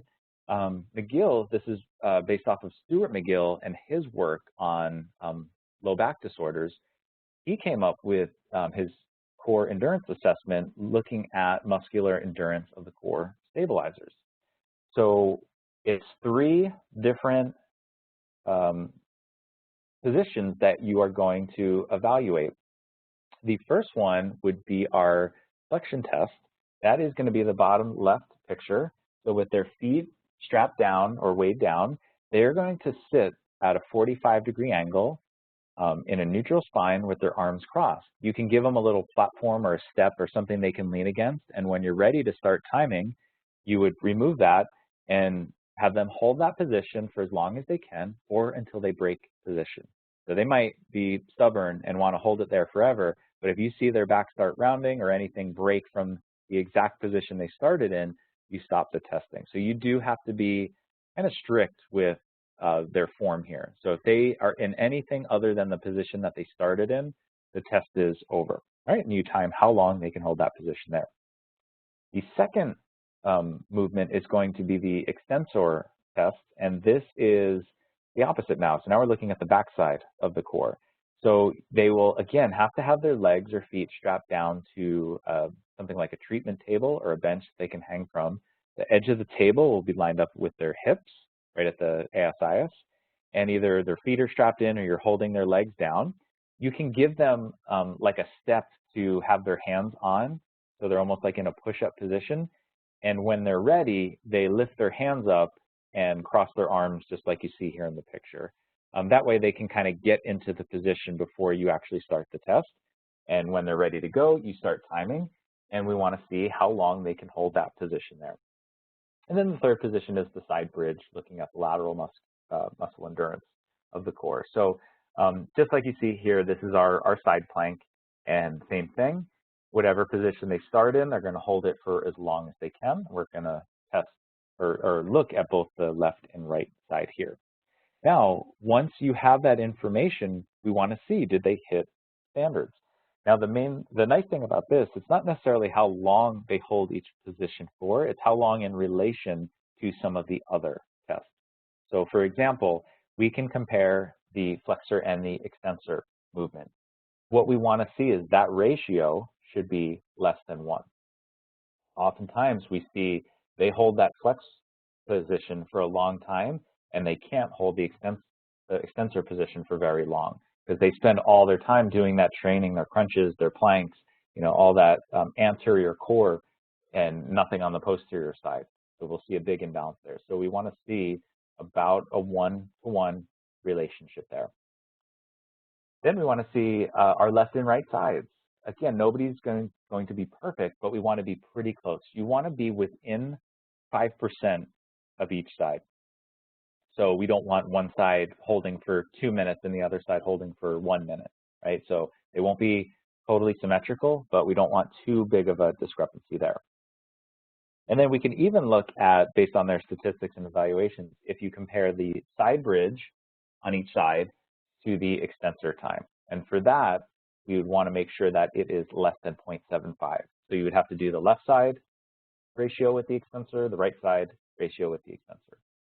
And basically this gives you information on how is the balance between all of these different core muscles. Is this something that we need to pursue? And maybe there's a left-right imbalance or a front-back imbalance, and now we need to include specific exercises in their program to help fix that.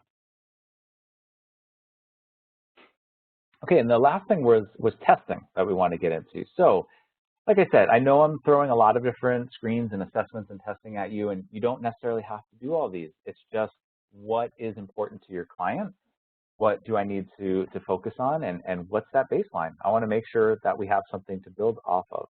So testing, this is going to totally depend on the type of client you're working with. Are you working with a collegiate athlete who's trying to get ready for the combine? Then we know specific tests that they're going to have to do at the combine, and we better be preparing for them and kind of know where they are now and where they need to be.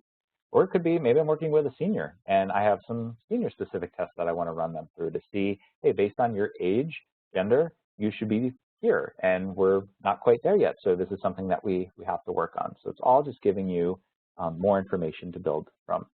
So like, remember that this type of testing is comparing you with other people. Everything we've done is basically just looking at standard numbers that we're trying to hit to reach baseline.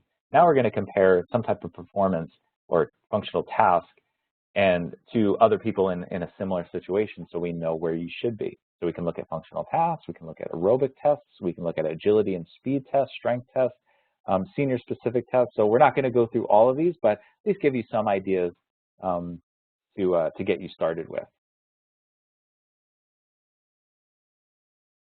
So for example, we have a functional task, and this could be really anything that reflects activities of daily living, something that'll support that individual. So maybe something like stair climbing. So there are different step tests and numbers that you will want to hit based on your age and things like that.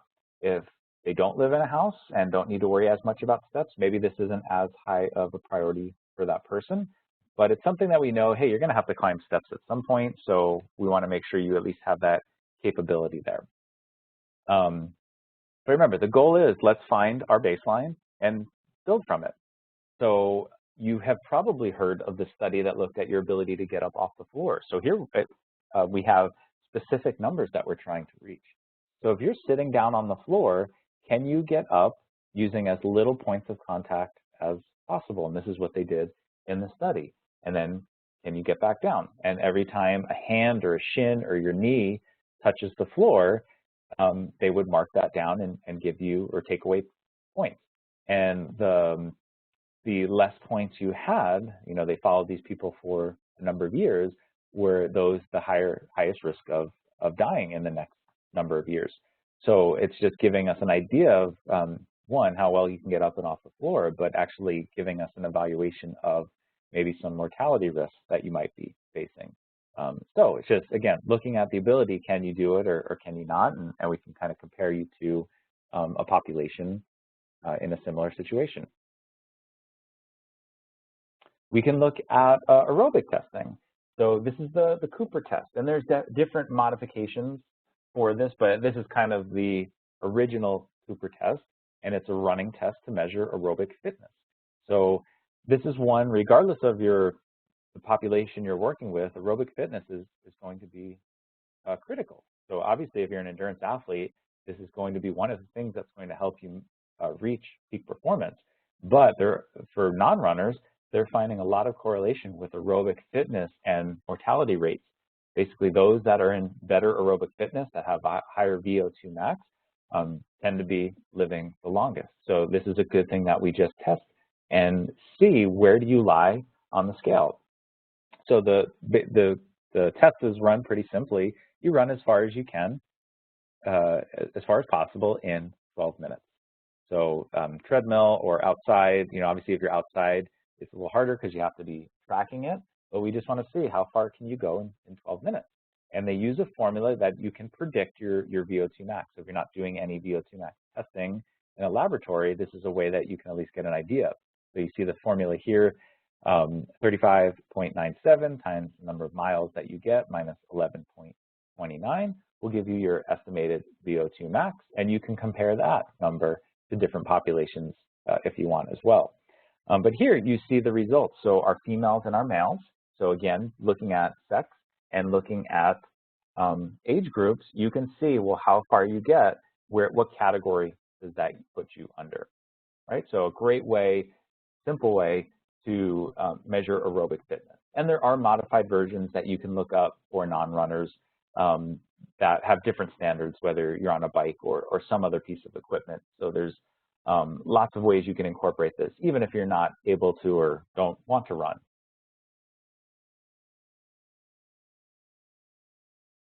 All right, as I mentioned, we might have senior-specific tasks that we're trying to go through. We mentioned the observational gait analysis, so maybe we're digging a little bit deeper into that.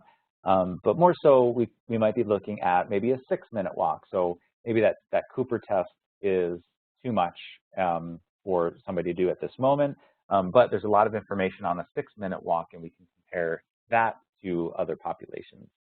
Same with the timed up and go test, or a 30-second chair to stand. So these are great tests that you can use looking at specific tasks that everyone's going to have to do, but we can compare it to other people in a similar situation.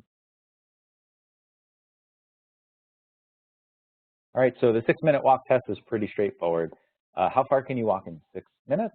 And this is at the speed of their own choosing. So we want to know whatever speed you feel comfortable with. We just want to see how far you can go in 6 minutes. And there are, I don't have them posted on here, but you can look up results to see what the average is and kind of how far they can, or how far they should be getting to minimize any risks, based off of a lot of research that has been done using this specific test. Same with the timed get up and go test or drill. So from a seated position, participants stand up, walk 3 meters to a specified endpoint, pivot, and return to their seat. So there is a ton of research on this specific test and how fast you can do it, and again, predicting things like mortality and functional ability. So you do want to make sure, again, they choose the speed, but the goal is to do this as fast as possible. And there's a lot of research, if you don't hit minimum times, that your risk of early mortality and other negative consequences goes up if you cannot meet those. So again, you can look up the specific numbers for the timed up and go drill.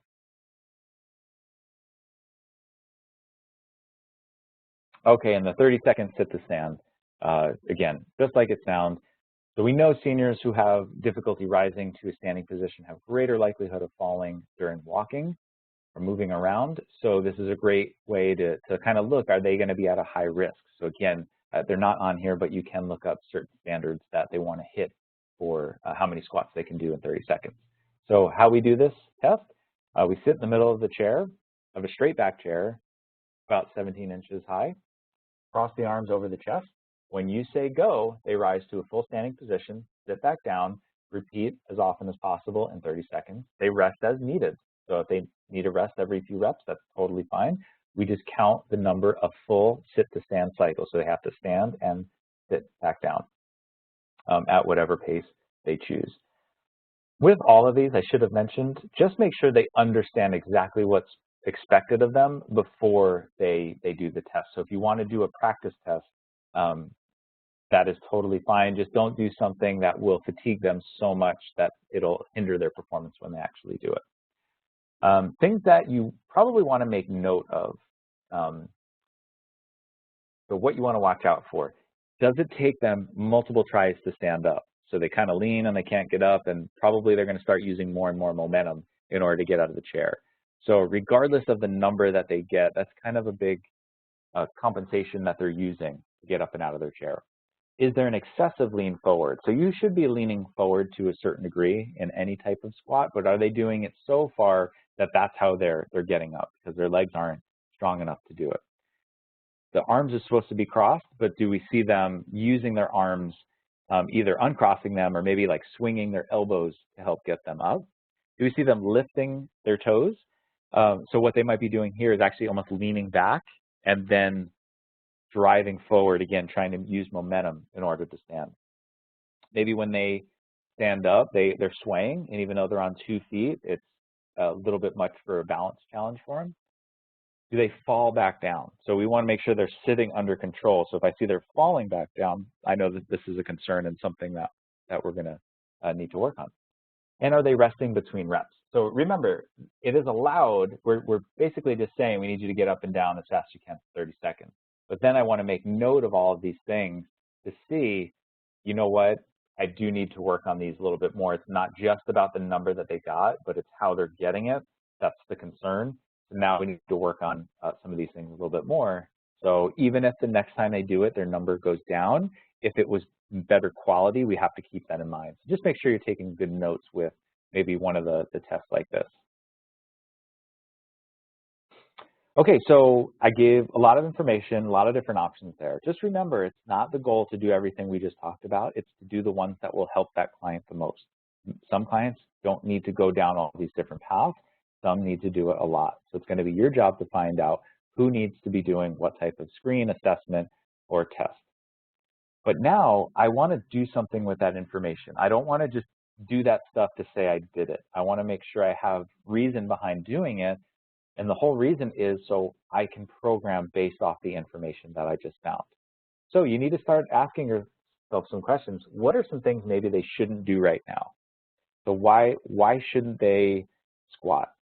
Well, if I did a movement screen and it didn't look good, and no matter what, and I saw mobility was restricted when we assessed a little bit further, then I know, well, why can't they squat? There's probably a mobility restriction, right? Or maybe it wasn't mobility. Was it a stability issue? They have good mobility. They couldn't control it. But either way, I just need to determine what's the issue. Do I need to do some stretching? Do I need to do some stability exercises so they understand what I'm trying to get them to do?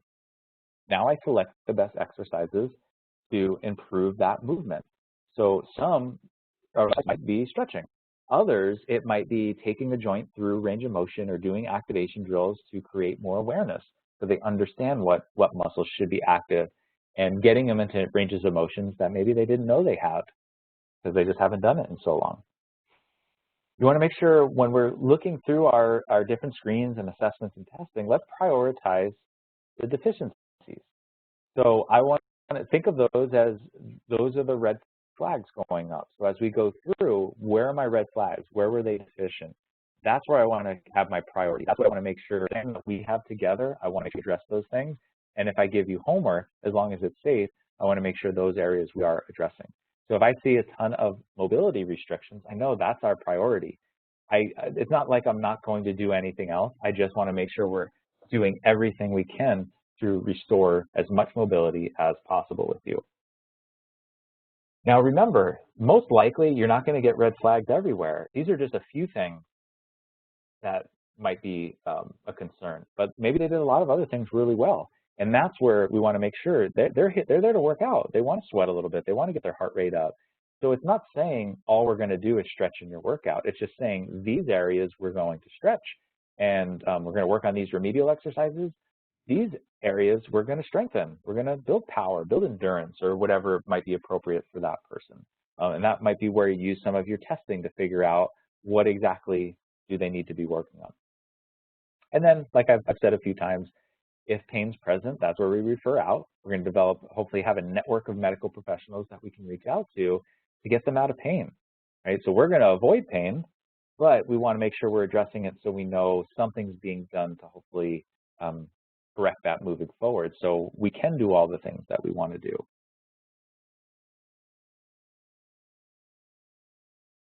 So we want to make sure we're making a difference.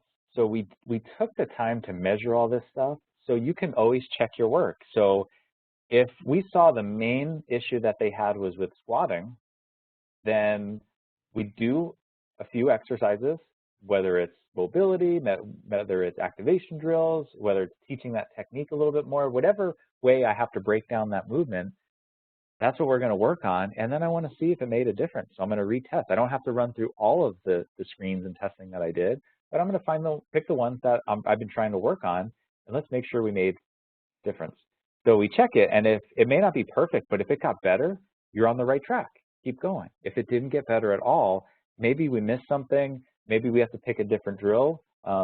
Maybe we need to refer out because maybe it's only so much foam rolling and only so much stretching is going to move that joint, and they need a little bit more manual work to open up that joint and get better movement there. So it gives you a nice system in place where you can check your work and make sure that you are making progress. Now, I've always liked this saying, the edge of ability, but not beyond, right? We want to create an experience. We want to create awareness of what they're trying to do. But if we strain them too hard, that's when they compensate. That's when bad habits come back.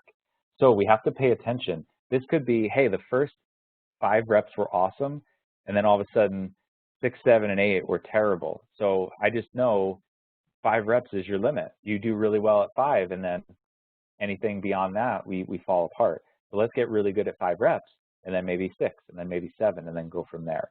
So I might have planned for 10 reps in our workout, but if you're telling me otherwise, I'm going to change that. So be able to modify your programs as as you see appropriate. So we want to challenge them, but if it's too much of a challenge, we're actually going to have a negative effect, and they might be taking a few steps back.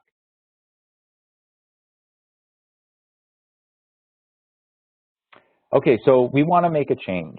This is kind of where the art of coaching comes in. A nice resource for you with a lot of this topic is Nick Winkelman, and he has at least one book, but he has lots of articles and other information out there on providing feedback and doing these different type of coaching techniques. So I want to go through a few of them to make sure that we understand you need to try different things because some people respond differently. So you might think of a coach, right? Somebody who's just screaming all the time, and maybe none of the athletes are doing anything because they're intimidated, they're scared, or they're just over it, right? So his screaming has lost its effect. Or some people might thrive and they love that and they want somebody in their face and yelling. So this is where you need to understand, if I'm going to provide feedback, what type of feedback do I give? How much feedback do I give? Do I overcoach? Do I give you too much instruction, or do I not give you enough? What type of instructions do I give you? Are you a visual person? Do I need to demo to you? Do I need to explain it to you?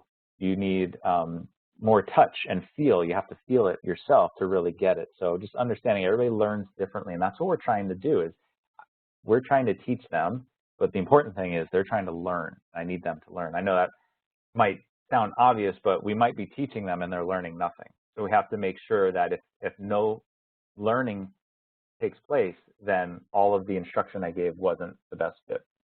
And then we're going to talk about learning and block versus random practice, just to give you some ideas on how you can program some of these things.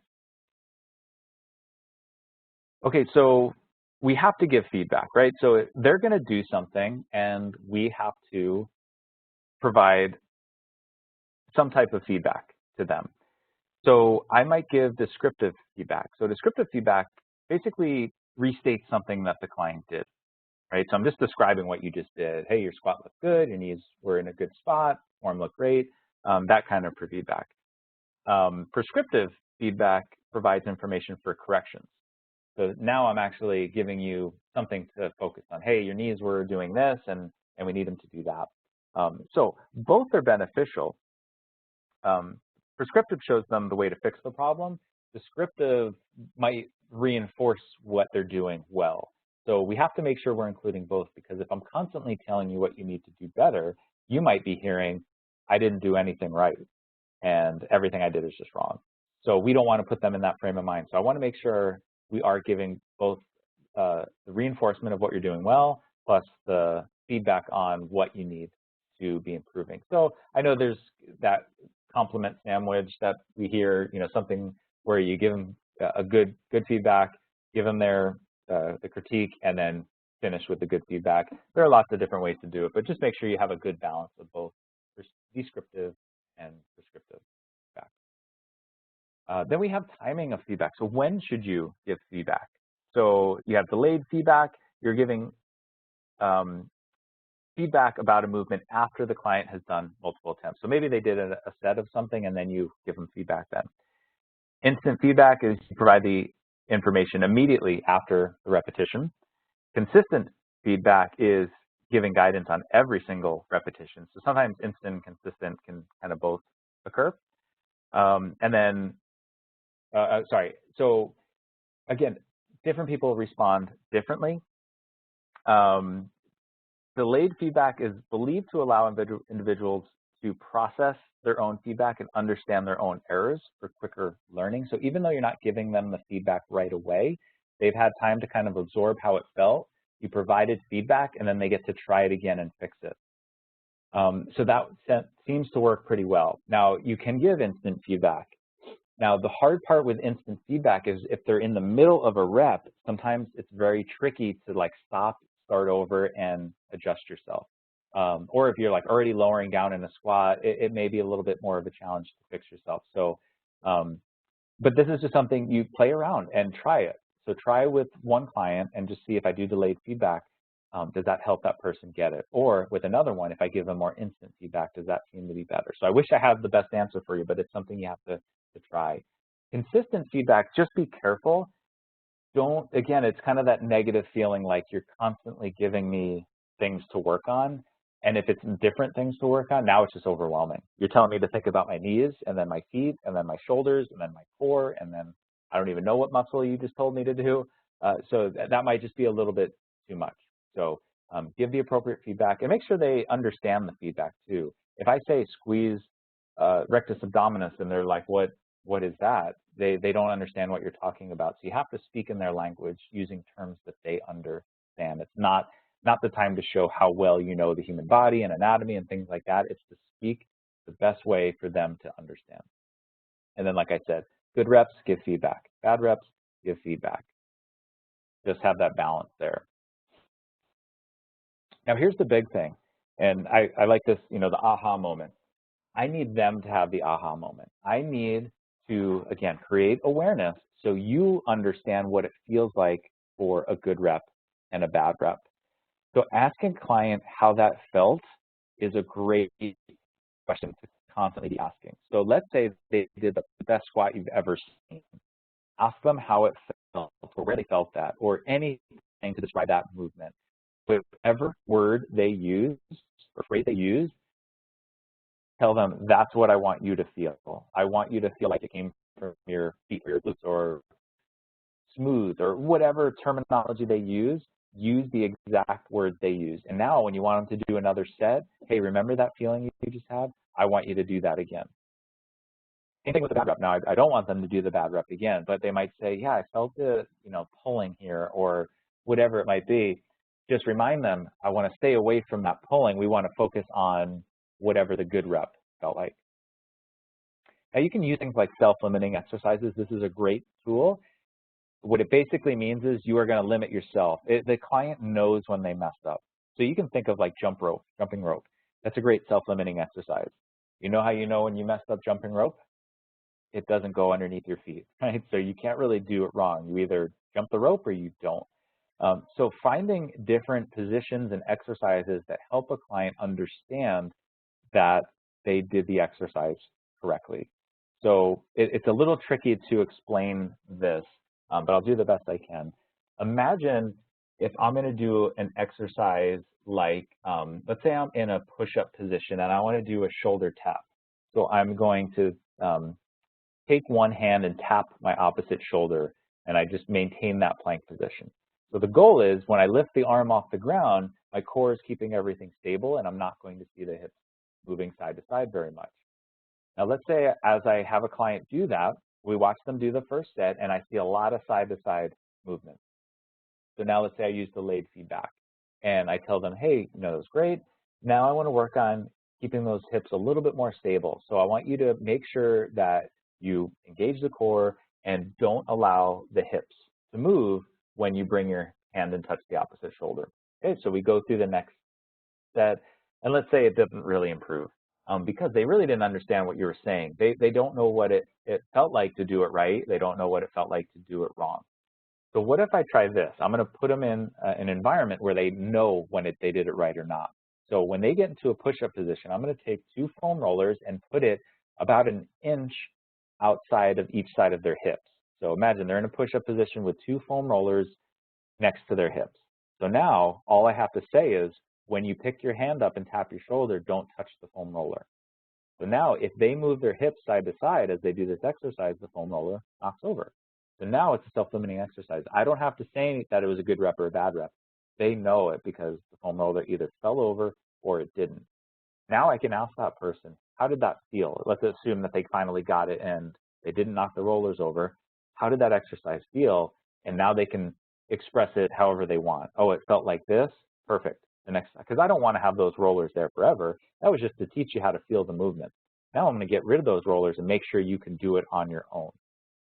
Right? So the client uses their own feel to learn the movement instead of your instructions. So our goal is to provide some coaching, but really just put them in a situation and step back and observe. And really with as minimal interaction as possible. I know that might sound weird, but I want the client to figure it out. I just want to give them enough information to be successful, to challenge them, and then just sit back and give feedback when it's appropriate, not overcoach them on every single rep they might be doing. So all those are great if the client loves like kind of the feel, like that's how they like talking about an exercise. Some people are visual learners, so it's always great to provide visual instruction as well. So this would be your demonstration. Now, you have to be careful when you do it, because here we have, monkey see, monkey do. If you're not great at doing an exercise, all they see is how you did it. So now they're just going to copy what you're doing. So this is just a nice little check. Are you doing it? And again, we don't have to move perfectly. We just want to make sure that we're providing a good model for them to go off of. But if you're a poor squatter and you show a squat, they're going to just mimic what you're doing. And we don't know, is it just because I squatted like that, or is it because that's how you squat too? So we want to be able to understand that. So if you don't move well, you might need videos and pictures and things like that to help you out if it's a visual person. So you might have to take that extra step and show them these different exercises. Just a quick little side story. My daughter has been doing a gymnastics class, and right now we're doing it online. And she's following the instructor, but the instructor has just had knee surgery. So she is demonstrating all of the exercises, but she's still recovering from her surgery. So she's doing it all on one leg. So my daughter is basically just copying what she's doing and doing everything on one leg as well, or with her legs stretched out to the side because the instructor can't kneel on it. So this is kind of that same idea. She is trying to show, and she's trying to explain what to do at the same time. But if it's a visual learner, they don't hear you so much. They just see what you're doing. So my daughter sees what the instructor is doing and copies that, not what the instructor is saying. Even if she is saying, you're going to do it on 2 feet, I'm just doing it on one, it doesn't matter. That's not how she's learning. She just sees you hop on one leg, so she hops on one leg. So explain it as best you can, but just make sure you're doing the movement properly. And a nice way to visually show an exercise is show a good movement and a bad movement. So here's what I want you to do, here's what I don't want you to do, so they can see both.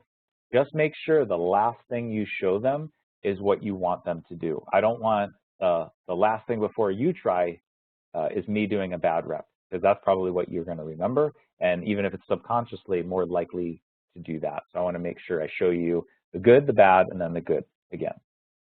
Never the ugly.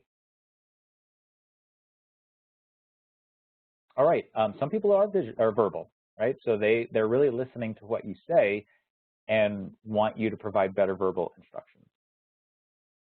Now make sure you're giving 1, maybe 2 instructions, but probably only one thing at a time. The more things I start to tell you to think about, the less effective each one of those things will be. So you might have had 3 or 4 things that probably could be improved with an exercise.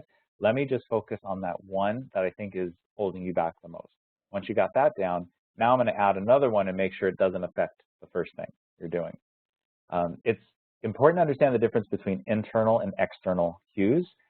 This is, again, Nick Winkelman has done a lot of great work on this topic, but there's actually a ton of research that shows how much more beneficial external cueing is. Now, if you've never heard of this before, internal cueing is basically having the client focus on something internally, like a muscle, for example, like squeeze your core, squeeze your glutes, squeeze whatever. An external cue would be focusing more on a task outside of their body. We have to remember, not all of our clients really understand anatomy. So you might say squeeze a muscle, and even though it's obvious to you what that means, they don't know what that means or what that feels like. So external cues are way easier to understand, and we've seen through research that they actually lead to better adherence and performance enhancements even.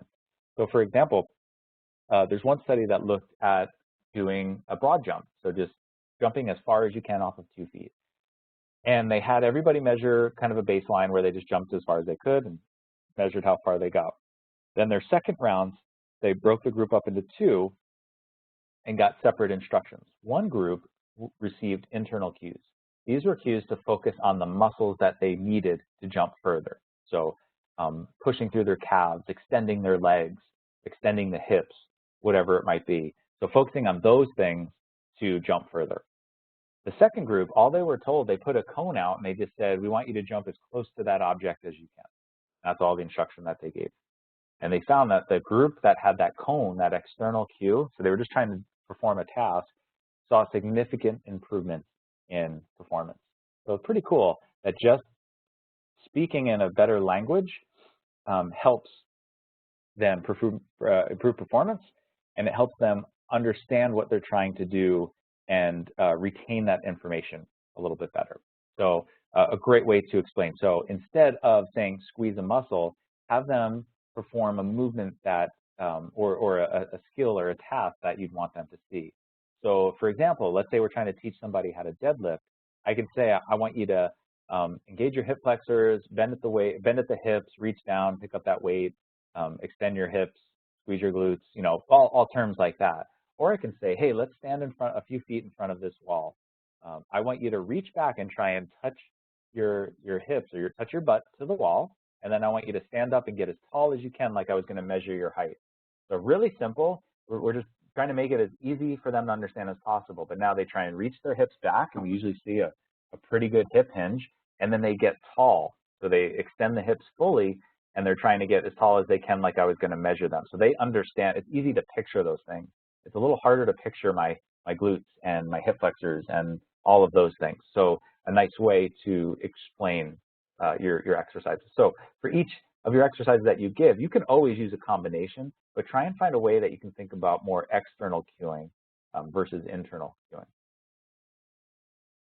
And like I mentioned earlier, start and finish with what you want. So this is kind of that good rep, bad rep, good rep.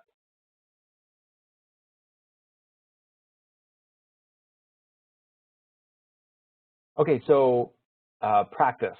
So this idea of block versus random practice. Now this graph may not make sense yet with all these lines here, but I really just want you to think about this concept. So block practice refers to practicing the same skill over and over until you see an improvement. Random practice is practicing multiple skills in random order. So this study was actually looking at shooting free throws in basketball. So block practice would be just getting on the free throw line and shooting free throws over and over and over again. Random practice would be kind of shoot a couple free throws, then you do some layups and three-pointers and dribbling around and go back and shoot more free throws, and you're kind of all over the place.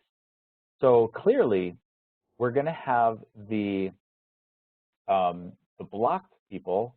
You can see this graph that how high the random one is. It took them a long time to acquire the skill, right? So this is in one session. So say they're out there for an hour. It's going to take longer for the block group to see an improvement. Or I'm sorry, it's going to take longer for the random people to see an improvement. The ones that are just shooting free throws over and over and over again are going to have a much better success rate. But here's the thing, that's great, but what happens when you go away and come back? And that's what they did in the study. They took a break. They did it for a few minutes, and then they did it for a few days. Actually, 10 days later, they came back to see who responded the best. And what they found was the group that did the random acquired the skill much better. They were able to pretty much pick up where they left off. But you can see that block group, that red line, all of a sudden, when they came back, they weren't able to hold that skill as long, right? So it's like if we picture like math. I don't know if you like math at all when you're in school, but if I just told you to memorize a multiplication, and just memorize one specific formula over and over, 123 times 18. I probably should have figured that out before I brought out that example, but let's just say whatever that number is, and then all of a sudden, the next time I say that equation, you know the answer. And then you know the answer. And you know the answer because I keep telling you the same problem over and over again.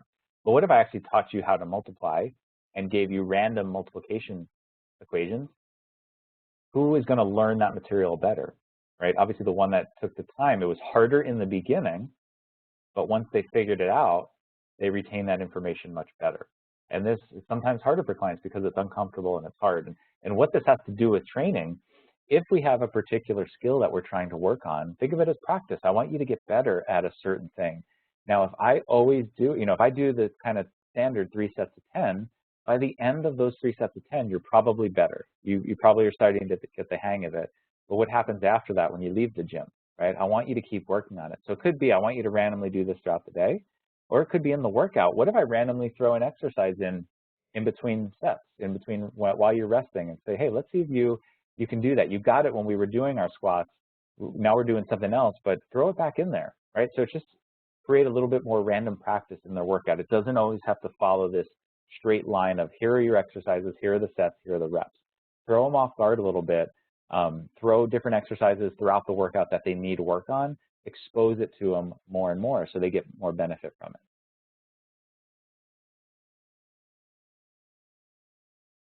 Okay, so we assessed, we have an idea of what they need to work on. How do we put this all into practice? And this is the last thing we're going to talk about, is making sure you have a good idea of how do I write a program and include all these things. You told me I need to work on mobility now, I need to work on stability, I need to work on all these things. I don't have time, I only have an hour or 45 minutes with a person. How are we going to make it work? If it's a priority, though, there's always time because you're going to do it first, right? That's an easy way to answer that. You make this the most important thing that they do, and if they always do it, you can't run out of time. But we can be efficient, and we can show different ways that we can incorporate maybe some of these remedial exercises within the workout. So you're going to customize it. There's no right idea or perfect plan. Each person can respond a little bit differently. They might like it to do it a certain different way. So we can do a warm-up where we're focusing on these things. We can scatter it throughout the workout, kind of with that random practice. We can do it in groups as well. Sometimes we think, well, if it's group training, with all these people, we kind of throw all this stuff out the window, but there's absolutely still things we can include there. So here might be one option. If you're you like things to check their boxes and you like things to be neat and clean, this might be your preferred method. So we're going to start with like a movement prep segment. So as I went through the screening, I started checking boxes to say, okay, we have some mobility restrictions, we have some stability issues. Here are all the things that we're going to need to work on. So for example, their movement prep might consist of foam rolling, mobility drills, stability drills, and then repatterning to work on maybe a drill that they had a hard time with. So for example, let's say that deadlifting might have been an issue for them. So I don't want to just throw them right into deadlifting in the workout. I want to prepare the body for it. So let's do some foam rolling. What are some foam rolling exercises that may have limited their hip mobility? Maybe it was the calves, hamstrings, glutes, right, posterior chain. So we're going to focus on some good quality self-myofascial release. Then we're going to do some mobility drills. So again, let's stretch out the posterior chain, the hip, the anterior chain, right? So we just get some good quality hip mobility in there. Then I want to make sure, now that I gave you good hip mobility, can you control it, right? How's that core stability? So now I might do like a half kneeling anti-rotation press. So you're going to show me that if I put a rotational force on you, you can control it and stay nice and stable, and your pelvis stays in a nice stable position. And then now I want to put it all together, and I want you to learn how to control this movement. So I might do like a single leg RDL or deadlift or single leg reach using a band, something like that, and now put it all together. So are you moving from the hips? Do we have enough movement occurring there? And you're staying stable the entire time. All right, so these are just some examples, but hopefully you get the idea of the steps that you can go through. So we found the issue. What mobility restrictions might they have? What stability restrictions might they have? And then let me break down that pattern to teach you how to do it a little bit better, right? I mentioned that wall kiss, the hip hinge drill. That might be the drill. I want to teach you a better hip hinge. Hey, you're going to touch your hips to the wall, and then you're going to stand up as tall as you can. Now that we've given you a little bit more mobility, I want you to understand how you use it. So if we are going to deadlift, now you're better prepared for it. Okay, here's more like that random practice. What if we scatter it throughout your workout a little bit? So I want to make sure you can maintain these things even when you're tired, when you don't want to do them. So here we're going to take our remedial exercise and throw it in as part of maybe like an active recovery. So it's maybe not a high intense drill, it gives them kind of a break. So the goal maybe I'm going to do a lower body strength exercise, and then I'm going to do an upper body strength exercise, and then as our tri-set, I'm going to finish it off with some type of remedial exercise that I think will help them. So maybe they had some issues with scapula stability. So maybe we did the ACE movement screen, and we saw in that push-up position, they were having a hard time maintaining scapula stability. So we do our set of squats, then we go do our set of push-ups, and then we're going to have them flip onto their back, and we're going to do a supine floor slide where they're sliding their arms up overhead and back down, and just working on improving some scapula stability there. So one, it gives them a little bit of a break from the 2 exercises that they just did, and while they're tired, they get to work on a skill that maybe they have a little bit of a challenge doing. So this shortens your warm-up time, absolutely. Active recovery, which for some, if you want to give them a more rest, and maybe they don't like resting, but they're just the person that wants to go one to the next, to the next, to the next, and never take any recovery. This is a way to add like a little speed bump for them, because I have to go through this exercise, which is going to give their legs a little bit of a break, give their shoulders a little bit of a break, arms a break, and then I can get back to it. So it's a nice way to kind of trick them into a rest as well. Or maybe I'm going to do it instead of a certain exercise. So again, if I don't have as much time and I don't want a super long warm up, maybe if I know, hey, we looked at their hip hinge and it has some issues, and I don't feel comfortable just giving you deadlifts right now, but I want you to work on it because I want you to be able to deadlift. So instead of forcing you to do a deadlift, which you can't do successfully right now, I'm going to replace it with a drill that will is more remedial and will help you build what you need in order to deadlift. So what that is depends on you. So that could be a stretch. If you think mobility was restricting them the most, maybe it's a hamstring stretch or something like that. Or could it be a bridge? Maybe it's a core engaged bridge instead of a deadlift. So we see the core engaged bridge, a single leg bridge here, which is much more appropriate, and they have more success doing this exercise versus trying to do a single leg deadlift. Right, so we just replace the exercise we just prefer they don't do right now with a more fundamental exercise to help build that foundational movement back up. And then, like I mentioned earlier, we always want that homework option. We need to expose them as much as possible. So we create a menu of exercises for each client. But I say menu, their menu might be one item. You need to understand what your client will realistically do. I had the tendency of writing these long home workouts and finding out that nobody was doing any of them because it was just taking too long, right? But if I did one exercise that took them a minute to do, they were much more likely to do it. So you just have to pick what's the biggest priority right now. Keep it simple, keep it short, keep it practical. Do they have that equipment? Can they do it at home? Can they do it at work? It's the ideas, I just want compliance. I just want you to stick with this in between workouts so we hopefully maintain everything that we've built in our training session. Now with group training, obviously it becomes more of an issue. Now we're balancing all these plates. It's not an excuse to get rid of and throw a window, but it doesn't help qualify who should be doing group training, right? So if you screen people and find out that they have a lot of restrictions in their movement, are they the best candidate for group training? And this is a hard decision you have to make. Sometimes you have to say, I don't think group training is the best option for you. I'm not saying don't help them. I'm just saying maybe semi-private or private training would be a better fit, at least temporarily, to clean up some movement. Some people there might be a budget restriction. They just can't do something like that. But the alternative is we put them in a class where they won't be successful, they get hurt, and they stop coming anyway, and potentially tell people where they got hurt. So we don't want that to occur. But we need to understand progressions and regressions. Because I'm not saying everybody has to move perfectly in order to do group training. They just have to do pretty well on most of the movements. And then understanding, how do I make exercises more fundamental and more remedial? How do I make them more challenging? Because most group classes, you're going to get a variety of clients in there. You need to understand, like we kind of talked about in the last slide, how do I swap an exercise out? So, hey, we're going to do deadlifts today. If you're not deadlifting, you're going to be doing bridging instead. Now, this is, I know, a challenge because some people don't want to do the modification, but this is why we have to educate and explain why we do something like this. It's to set them up for success. They're going to do those movements eventually, but we want to make sure we don't risk or put them in unneeded risk.